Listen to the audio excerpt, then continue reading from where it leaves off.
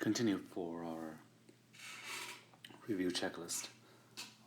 We were at topic number 20 the last time, so 21. After solutions stoichiometry and solution molarity calculations, we get into the topic of redox reactions. Okay, so what is redox? What is oxidation? What is reduction? So we have the acronym OIL-RIG. Losing electrons means something is going through oxidation. Gaining electron means something is going through reduction. And now, of course, then this could lead to oxidizing and reducing agent.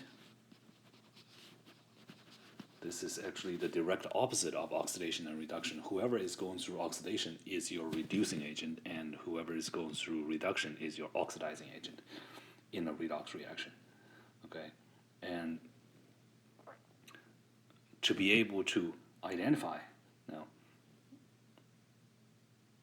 during a chemical reaction who's gaining electron, who's losing electron. So how do we do that? We rely on oxidation number. Okay,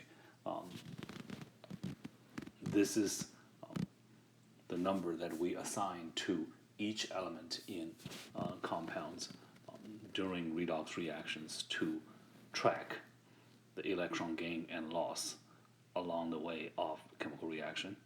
And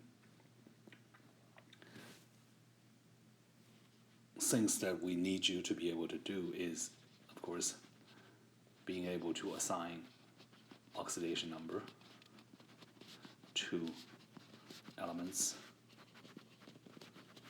in any given compound. And then, of course, being able to figure out, during a chemical reaction, same element, before and after reaction have different oxidation numbers. So who's losing electron, who's gaining electron, who's oxidized, who's reduced, who's the oxidizing agent, who's the reducing agent. So everything now conceptually would connect all together. Now, then, of course, after we establish the concepts of oxidation and reduction, then we get to balance redox reaction, and the method we use is the half reaction method, being able to go through the steps that we have, balancing half reaction or full reaction in both acidic and basic conditions. And all of you guys had plenty of practice on it, and you've seen it in quiz, in exam, so be able to do that. A small part of also the general redox topic is also the activity series. And for activity series, we talk about two different aspects: the metal activity series and then the non-metal activity series. For the metals, your understanding of it should be two ways. If you're given the activity series, you better be able to tell what single replacement reaction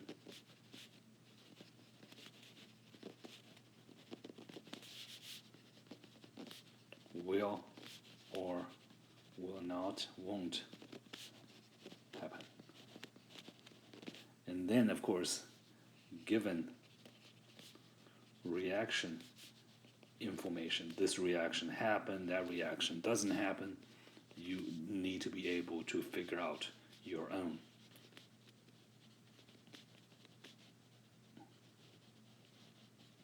activity series. Okay, well, of course, this is all about single replacement reaction. One free element metal goes into another metal element's metal cation solution. Now, put its own electron on the metal cation, turn it into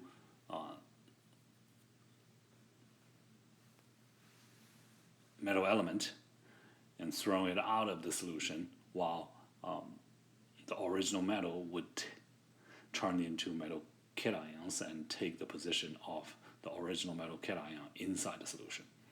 That's how single replacement reaction happen for the metal activity series. And for non-metal, then our requirement is going to be simple. Okay, know that these halogens have this particular activity series order. From top to bottom for halogens, their activities decrease.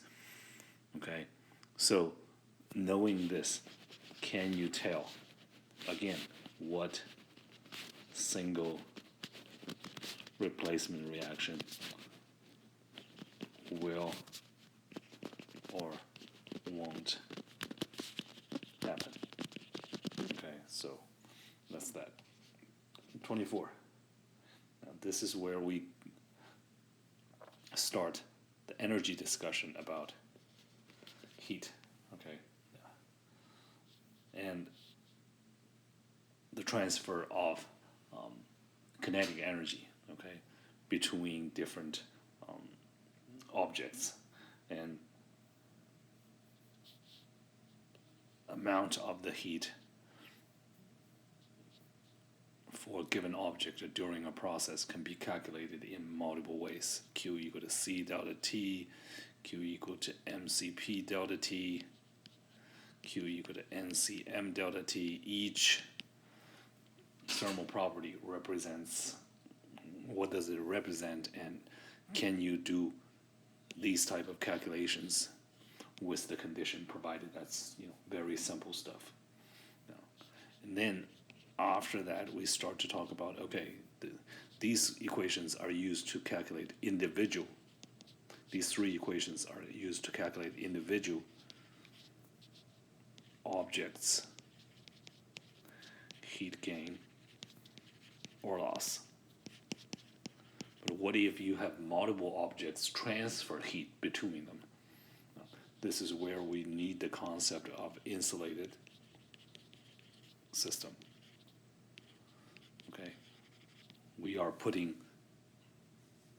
more than one objects into a system, and is assuming that heat is only transferred between those things. It doesn't go out of the system, and outside heat couldn't come into the system to your objects. And once we separate those objects from the outside external environment, then within that system, energy is conserved, so Q lost plus Q gain would equal to 0.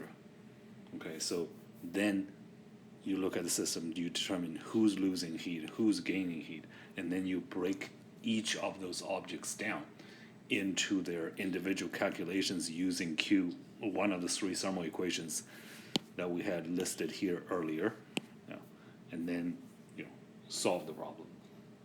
And now,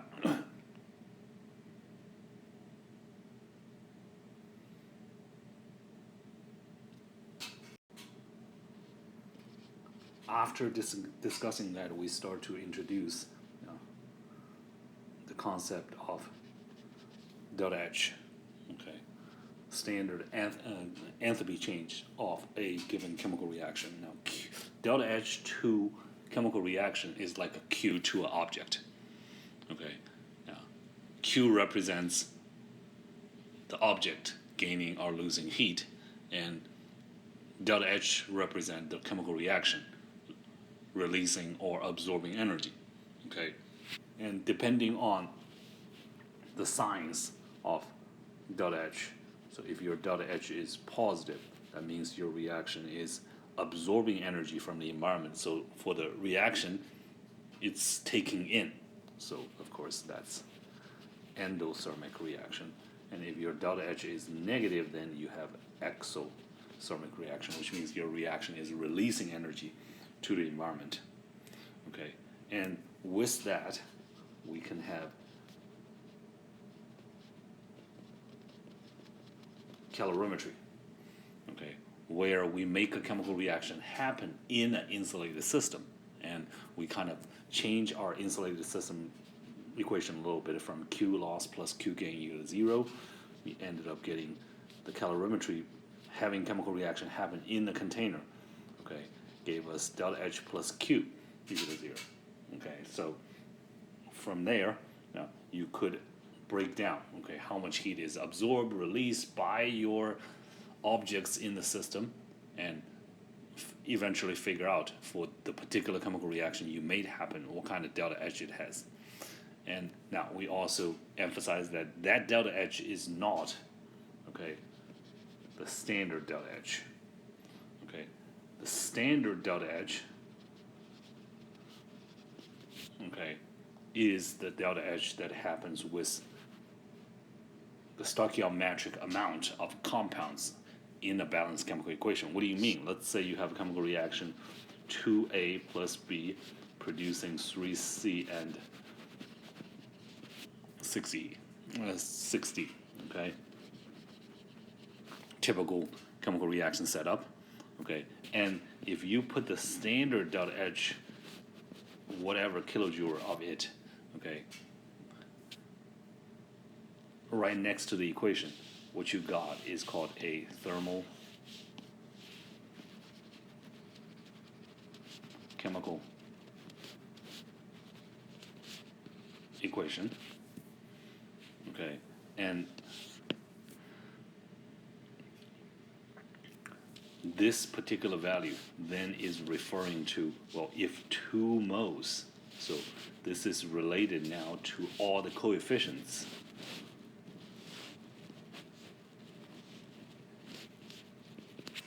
Okay, when 2 moles of A reacting with 1 mole of B and 3 moles of C and 6 moles of D are produced to satisfy this condition using exactly this much of chemical, how much heat is released or absorbed by the chemical reaction. Now, that's your standard delta H. And you can see now the regular delta H that you calculate in calorimetry, okay, that could be any amount. You could have 1 mole of A reacted in that container. You could have like 5 grams of that A reacted in the container. So depending, obviously you can see, depending on the different amount of chemical you use, you're going to get different delta H value. Okay, but that delta H standard value is fixed because it's only related to the whole number of moles that you have as the coefficients in your balanced chemical equation. So this has to be 2 moles. And if you have only 1 mole reacted, then you better proportionally turn it into how much heat is gained or lost by 2 moles of A, by reacting 2 moles of A. Okay, now, then we talked about another way of calculating delta H, so 27, which is Hess law.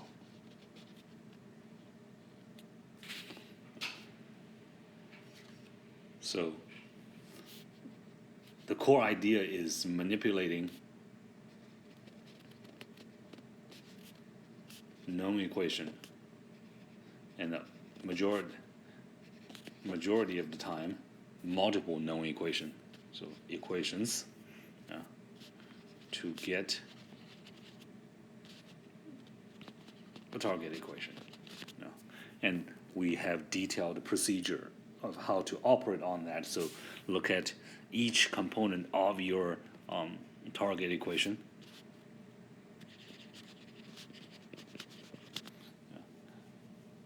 Try to identify it in one of the known equations, and better be just in just one known equations, and then try to manipulate that known equation to match the same chemical in the known equation and in the target equation. Make sure they have the same number, make sure they're on the same side, and eventually, once you have multiple known equations all manipulated correctly, then you add those results up, you're going to get your target equation. And then, of course, remember this, whatever done to the equation, whether you flip it, whether you multiply by a certain number, or whatever, okay? Whatever done to the equation, do to delta H. So if one of your, if let's say you ended up using 3 known equations, okay, to identify 3 things out of whatever amount that you have in your target equation, then you doubled the target equation, you better double, you doubled the known equation in that process, you better double the known equation's delta H. Okay, now you switch the side of the two known of a known equation, you better make sure you put a sign on the delta H of that known equation, so on and so forth. Okay, now then after that, we talked about standard heat of formation.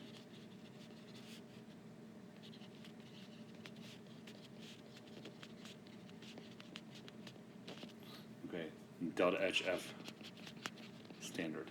Okay, now so this is a value that we put on all the known chemicals. Okay, yeah. So where is this coming from? This comes from the formation equation of chemical compounds. So can you write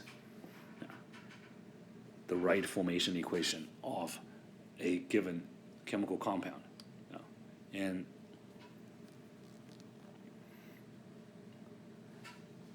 if you could, okay, make sure this is making 1 mole of the products from all the products elements, in their standard state. Okay, making 1 mole of product in its standard state from all of its elements in their standard state. That's what formation equation is.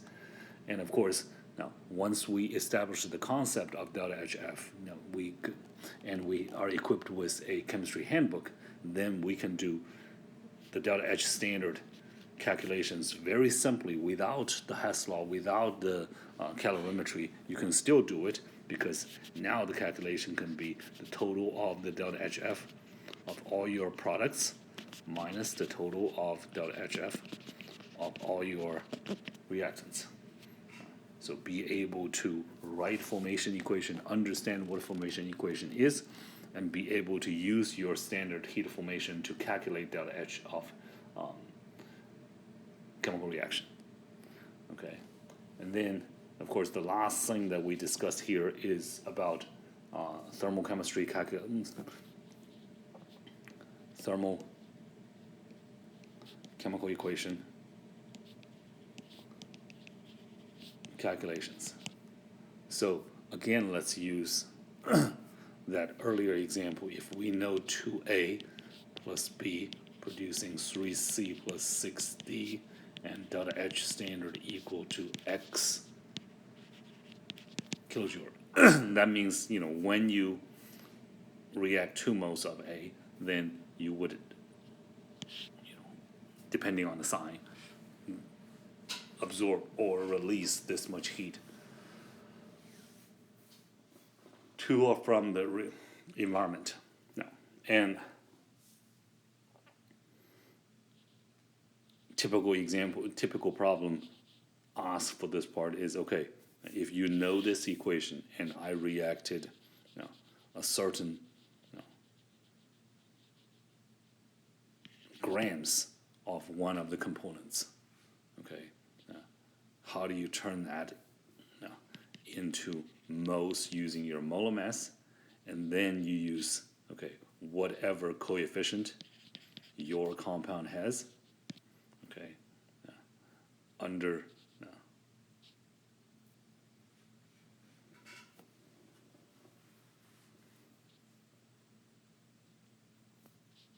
this many mole under X kilojoules. So you cancel your mole, you ended up getting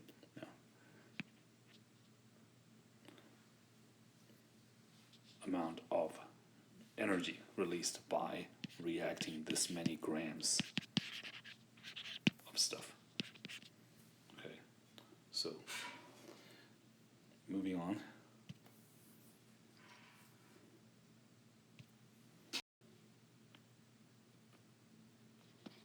Then we start to talk about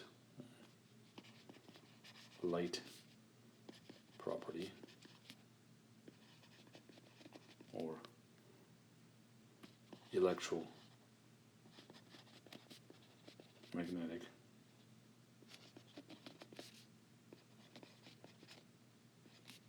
radiation.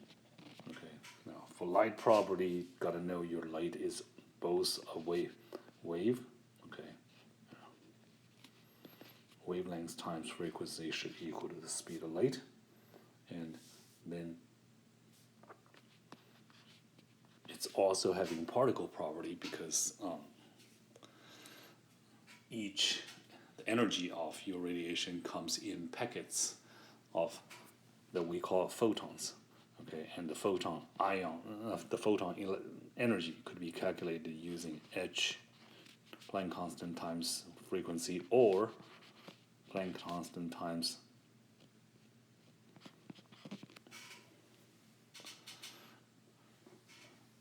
C over lambda. Okay, no. So being able to do this type of simple calculations, understand electromagnetic spectrum. Okay, and you remember what we did? Okay, that's your visible light, R, microwave,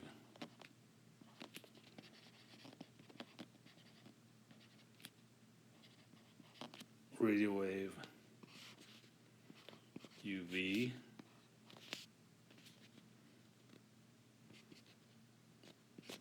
X-ray, gamma ray. Okay, so simple calculation and the concept of electromagnetic radiation. Yeah. Then after that we discussed hydrogen spectrum and the Rydberg equation.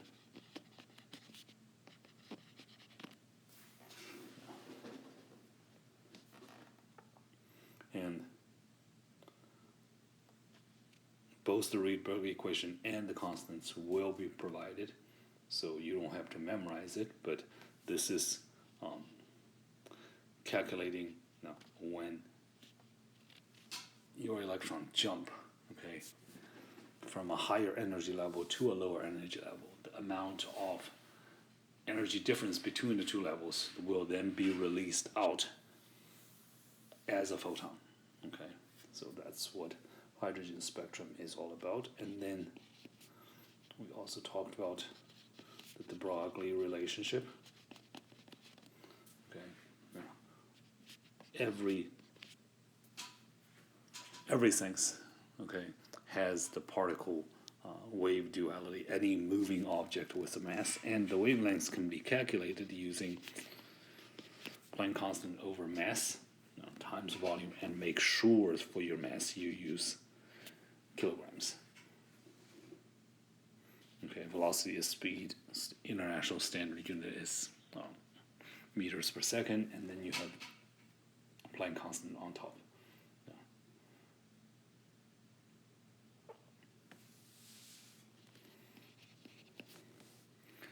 after discussing all of that, we start to move on to quantum numbers. Okay, and we introduced 4 different quantum numbers. Okay, principal quantum number, angular momentum quantum number, ML, and spin quantum number, MS. And each of them will have limitations on what kind of value they could have. Okay, a lot of it depends on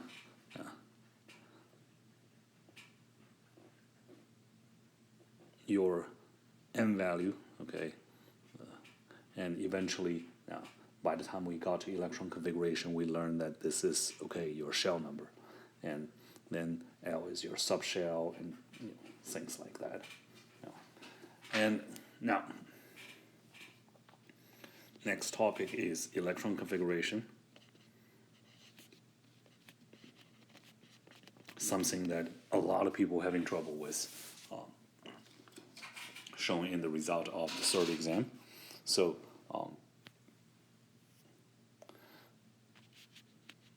knowing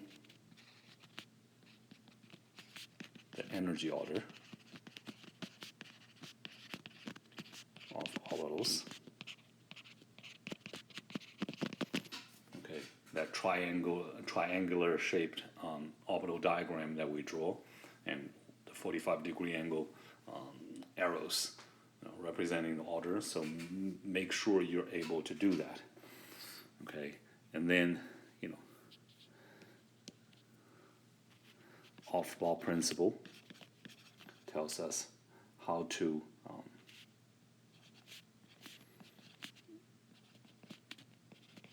put electrons into these orbitals to get electron configuration. And then, of course, along the way, we talk about shell, subshell, and valence shell, and what each of these stands for. Shell is not your high shell number. Valence is your highest shell number. It's not the highest energy orbital that you're having, because those could have smaller numbers. Okay, 3D came after 4s, but in that case, your 4s is going to be your valence shell, and your 3D, although it has higher energy, is not going to be your valence shell.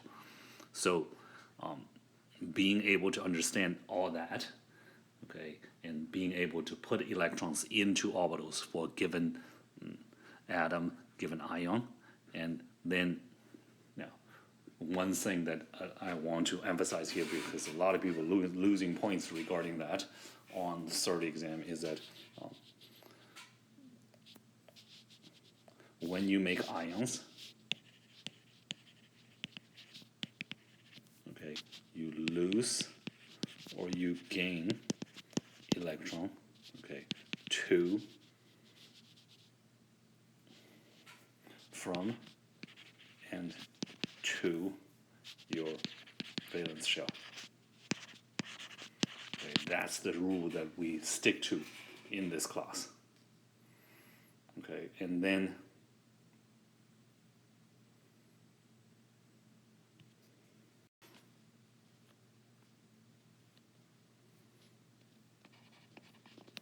talk about off-ball principle exceptions. We only talk about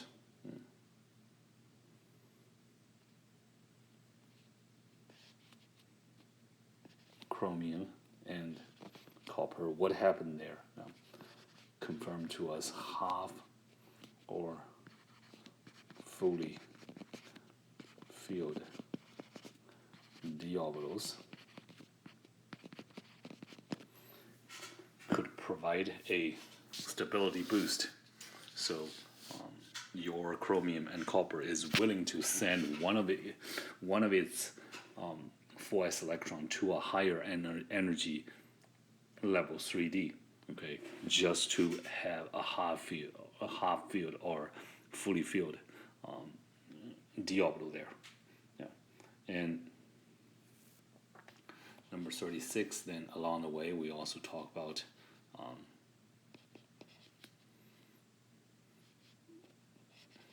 isoelectronic. This means your two particles have the same electron configuration. This is not simply how many electrons you have, okay, electron count. If you have the same number of electrons, the two particles are going to be isoelectronic. Not necessarily. Vast majority of the time it is, but not necessarily, not always. Okay, and then we also talk about the paramagnetic and diamagnetic judgment for a given particle, because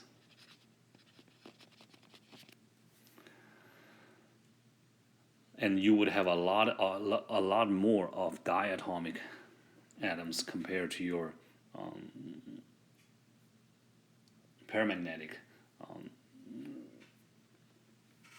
elements, because this means this is all about unpaired electrons. And regardless of how many unpaired electrons you have, okay, as long as you have, now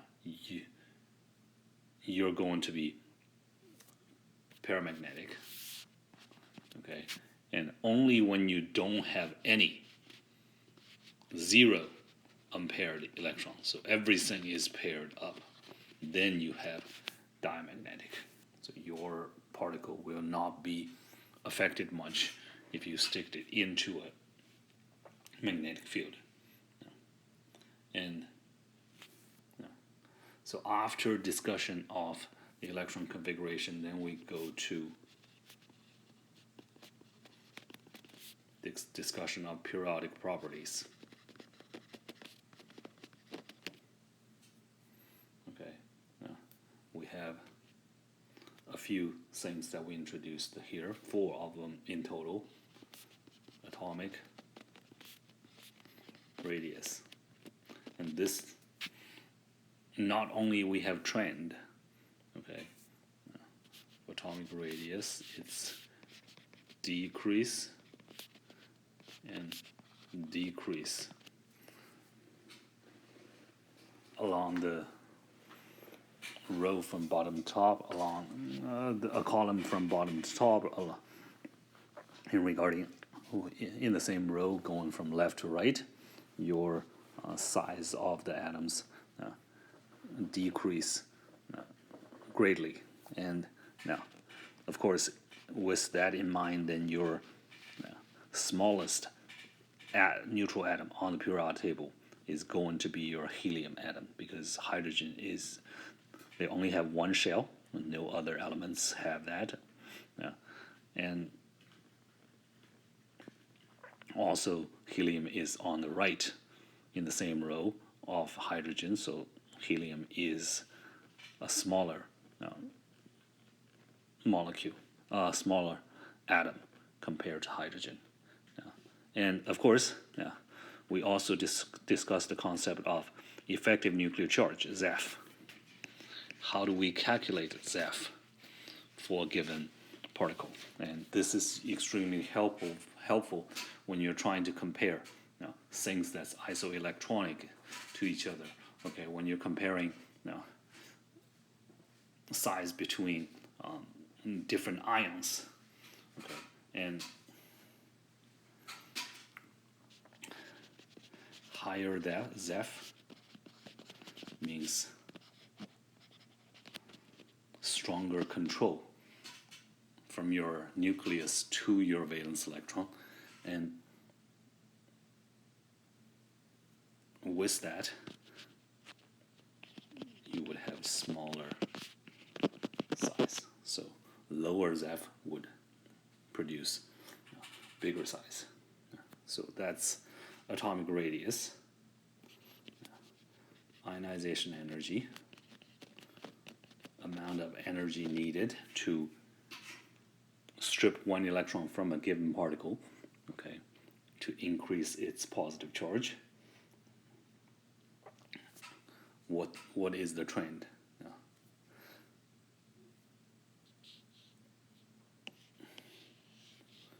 B, C, and D, the other three periodic property that we introduced, aside from atomic radius, all have the same trend: increase from bottom to top, increase from left to right.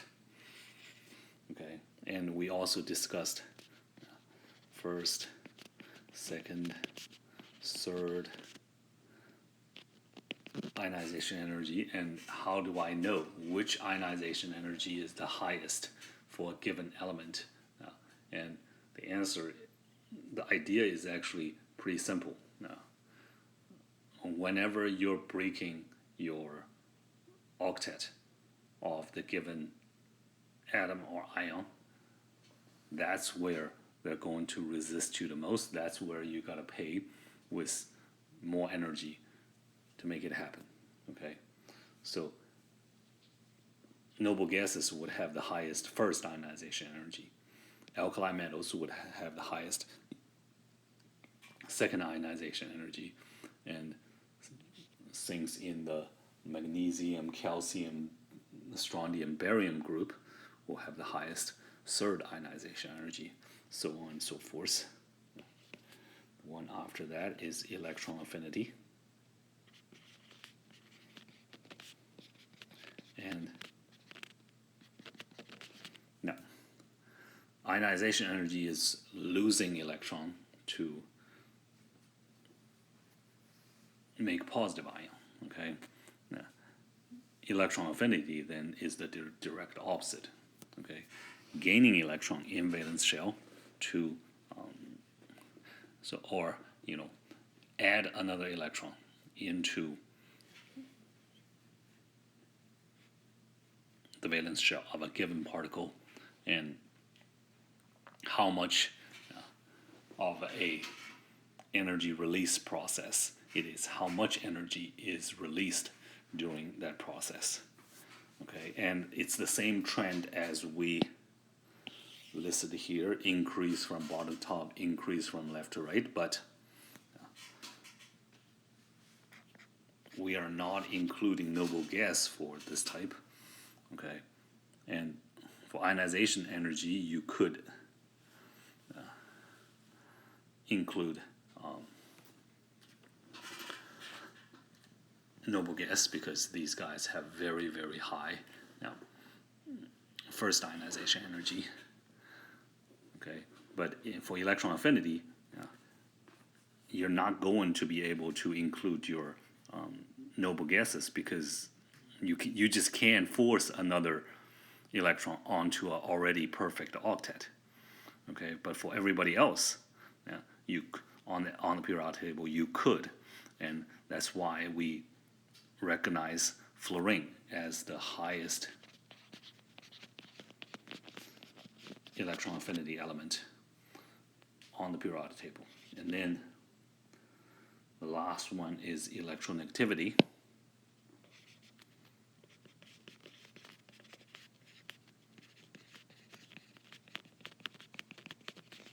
Or En. This is assigned numbers, okay, and of to represent each element's ability to attract shared electron in a given bond. Okay, so when you have elements, different elements, or even the same elements making chemical bonds, okay, whether they're equally sharing the shared electrons depends on the electronegativity. So if you have two of the same elements, okay, then obviously they would have the same electronegativity, and therefore the electronegativity difference is 0. So same En between two elements, you're going to have what we call the pure covalent bond. have different electronegativity, okay, you would have polar covalent bond. And if you have huge difference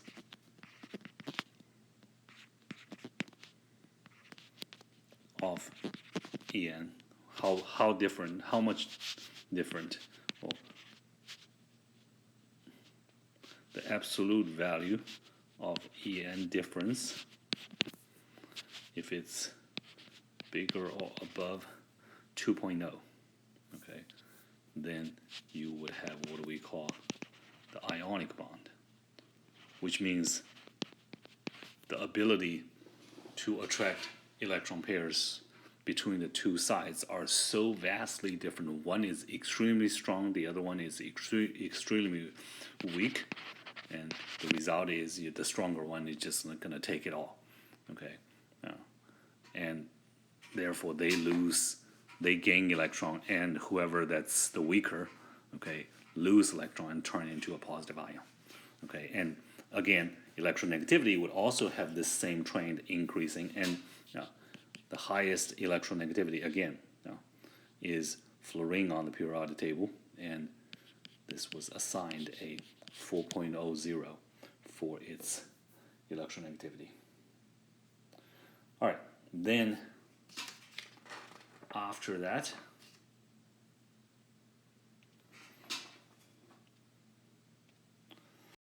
number 38, we start to talk about Lewis structure. This is actually a pretty big topic, things about how do we draw Lewis structure. Okay, the process of drawing Lewis structure, and then along the way, okay, we learned about concepts like expanded octet. This is very, very simple. If you can draw the Lewis structure, so once you draw the Lewis structure, count the number of electrons surrounding the central atom. If it's more than 8, then you have an expanded octet. And only elements in third row or beyond can do this, the expanded octet. And then we also learned about resonance structure. So let's emphasize it again now.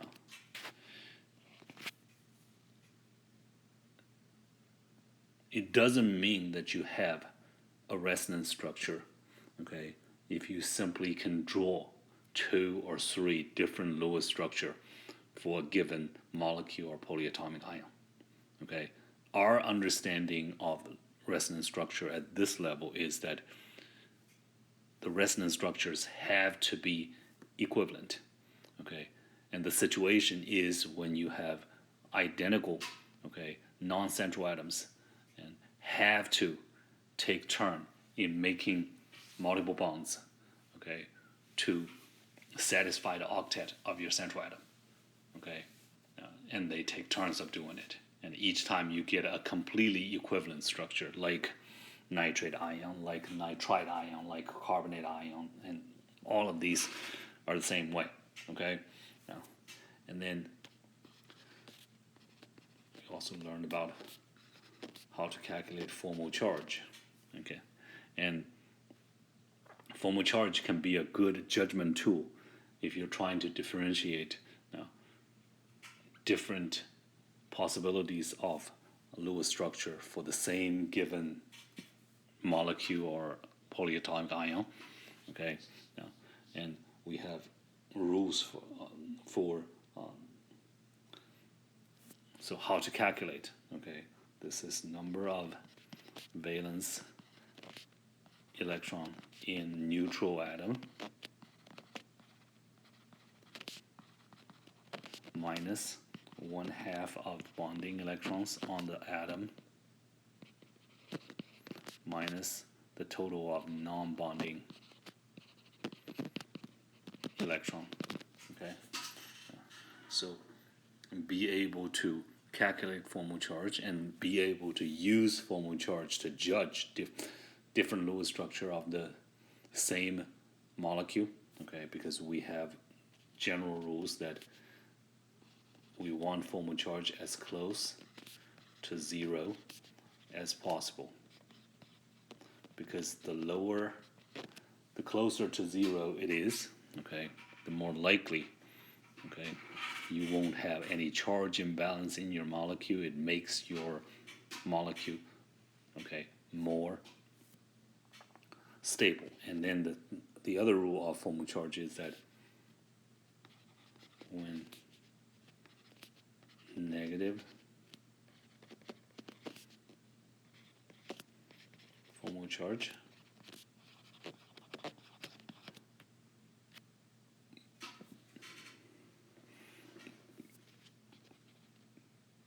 is inevitable, and you have to have negative formal charge for a compound in a given Lewis structure, then we want to make sure we prefer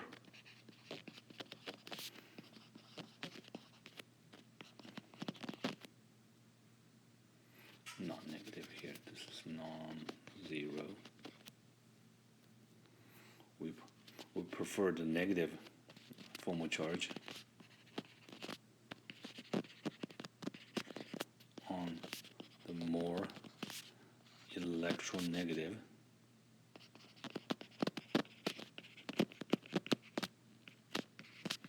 element. Okay, so then after Lewis structure, the next thing we discuss is the VS-EPR series, where we discuss the geometry and shape of molecule. Now, if you know how to draw Lewis structure, if you know how many electron clouds surrounding your central atom, if you know how many of those electron clouds are lone pairs, how many of them are bonds, okay, you should be able to easily predict, okay, the geometry and the shape of a given molecule. Now, then next one we talk about bonding series.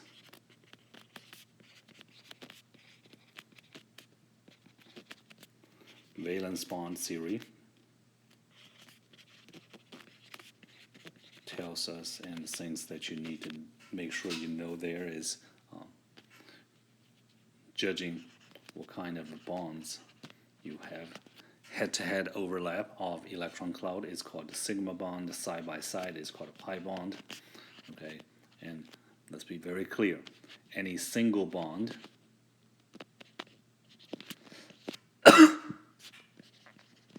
is a sigma bond. Any double bond is a sigma bond plus a pi bond. And any triple bond is a sigma bond plus 2 pi bonds. Okay. And then we discussed hybridization theory. And again, this falls on the correct drawing of Lewis structure and a number of electron clouds, because each number of electron clouds determines your hybridization type. So if you have 2, then it's sp. If you have 3, it's sp2. If you have 4, it's sp3. If you have 5, it's sp3d. And if you have 6, it's sp3 sp3d2.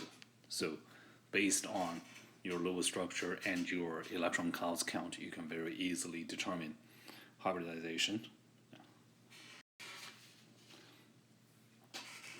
After that, we start to talk about,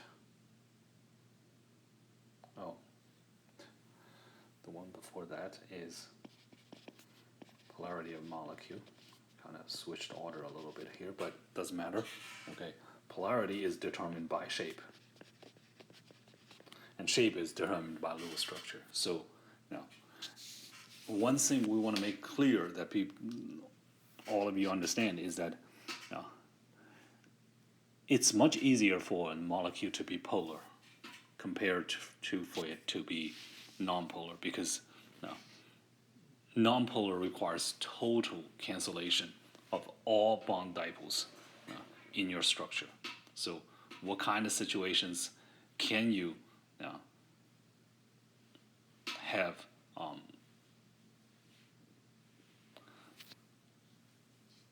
nonpolar molecules? So to have your nonpolar molecule, your molecule need to have a symmetrical shape with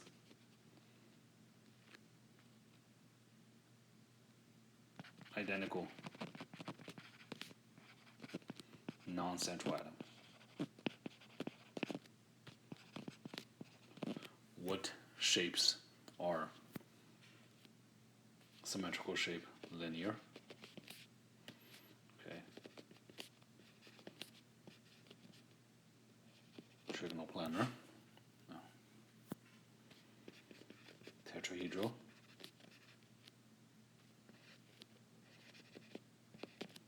Okay.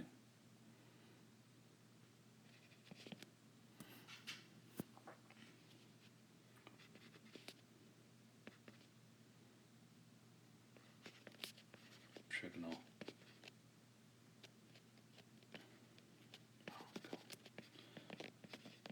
Bipyramidal.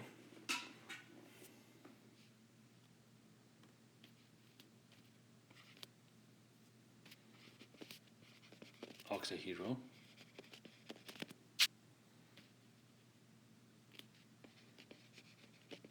And square planar. Okay, these are the only shapes that could give you nonpolar molecules. Okay, and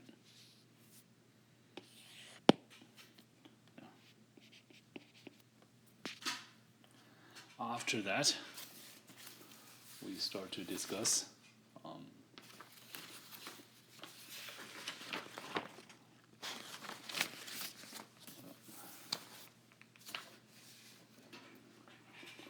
intermolecular force. Okay, and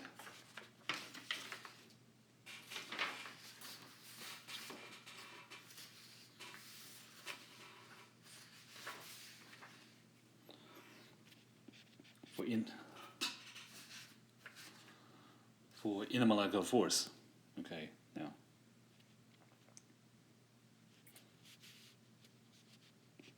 what types of intermolecular force did we discuss? Ion dipole, dipole, dipole, London dispersion,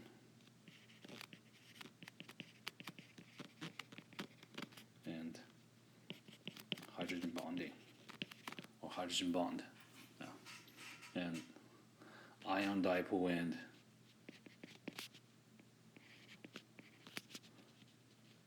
hydrogen bond are comparable in strengths, stronger than dipole-dipole, and that's also stronger than London dispersion. Okay, so these are the intermolecular force. Okay, and let me also mention something here is the intermolecular force. Okay, which means the bonds. The intramolecular force was the force inside molecules. Okay, whether it's your covalent bond or ionic bond, the real bonds, their strength is far beyond the ion dipole force and the hydrogen bonding. then so whether you have covalent or ionic bonds, okay, these intramolecular force are way stronger than all the intermolecular force. Okay, so now you would need a polar molecule to have dipole-dipole force. You would need any molecule would have London dispersion force. Okay, and ion dipole force is kind of special. You have to have a polar molecule and ions based on its name. And then hydrogen bonding is the special one. Now, you can only have hydrogen bonding when you have one of the three bonds here, and also you would need lone pair, this lone pair electrons on these three atoms. Okay, and using intermolecular force, comparing the strengths of intermolecular force. Okay, so we can also determine things like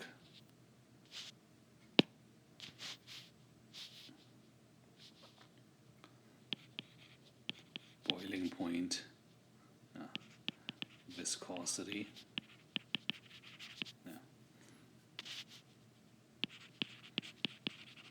vapor pressure. All of these things are determined by intermolecular force strengths between your molecules. Higher intermolecular force means higher boiling point. Higher intermolecular force means more sticky liquid, okay, higher viscosity. Higher intermolecular force will result in lower vapor pressure for a given compound, because higher intermolecular force makes escaping your solid or liquid compound much harder, and you would have less molecules resulted in the vapor, so lower vapor pressure. So by comparing intermolecular force, you are actually comparing all these physical properties depending on intermolecular force. Okay, the last bit of the material, okay, is the ideal gas law, which we just covered in our lecture before, and the very simple conceptual idea of phase diagram. So I'm not going to elaborate on those because the lecture is very fresh right before our review class. But hopefully, now, what I provided to you guys here is a checklist of things that we covered for the semester, and when you use when you're doing your review, okay, I want you to be able to check off things. Okay, this topic and what he discussed here, I've already taken care of it. I've seen this type of question. I correct my mistake on this type of question from my exams before, and I can check it off. Or you see, oh, okay, there's something that I'm not 100% about, and let me work on that topic. So that's my hope of how you would use this review lecture video. Now, any further questions you have, I'll see you guys on our Friday Zoom time, and let me know if you have any questions. Shoot me an email.